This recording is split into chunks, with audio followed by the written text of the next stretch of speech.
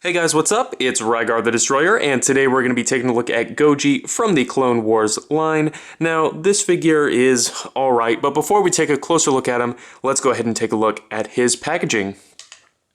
So here it is. As you can see, on the front of the card, it's got a nice image of Goji up here in the corner, and then whenever you flip it over onto the back, it's got an image of him from the Clone Wars, as well as an image of this figure here.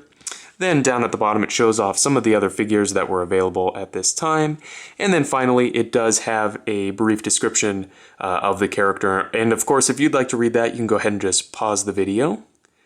So anyway, overall pretty standard stuff. So let's go ahead and get back to the figure itself here. Now he stands at, let's see, right at 4 inches tall. So he's right in scale with all of your other 3 3/4 inch figures, and he does come with a ton of accessories. The first one here is his blaster rifle. And as you can see, it's the same one that we get throughout the Clone Wars. Nicely detailed, but no paintwork on it, unfortunately. His next one is this kind of like minigun. And as you can see here, it's got a little missile that it will fire out. And this is something that we saw all throughout the Clone Wars line. It does look cool. I don't know if it's appropriate for a pilot figure though, but I guess Hasbro just threw it in for the kids. He of course comes with a base, which I love. This is something I think should come with all figures. And then everyone's favorite, the Galactic Battle Game card and the die. I actually don't mind this too much. When you bought these new, it felt like you were getting a ton of stuff. But anyway, as far as the articulation on this figure goes, it is pretty much abysmal.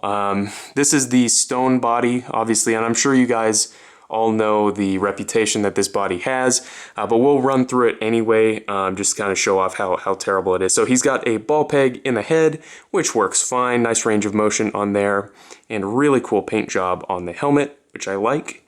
He's got ball hinge shoulders, not a really great range of motion, especially when compared to the other clone trooper body.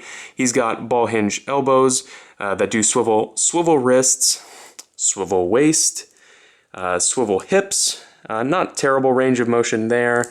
Then he's got hinged knees with a swivel, and then no articulation at the ankle. So overall, why do people not like this body for the clone troopers?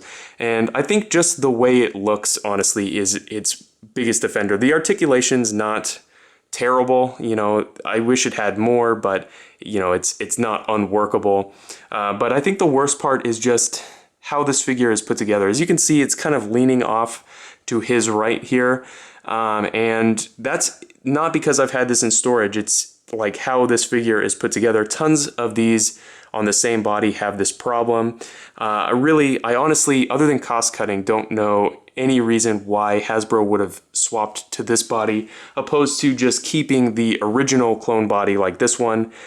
This one looks better. It poses more naturally. He doesn't look like he's got, you know, like a rod where his back should be, keeping him perfectly straight. I just don't really know what Hasbro was thinking with these. So overall, do I recommend this figure? Honestly, not really. If you have a certain affinity for the character, maybe go ahead and pick it up, but otherwise, you're probably going to be disappointed when you actually get it in hand. It's just a really kind of disappointing thing, especially since we were already getting clone troopers that looked fantastic just shortly before this one came out. So if you have any comments or questions, hit me up on my social media. The link for that will be down in the description below, and I guess I'll see you later.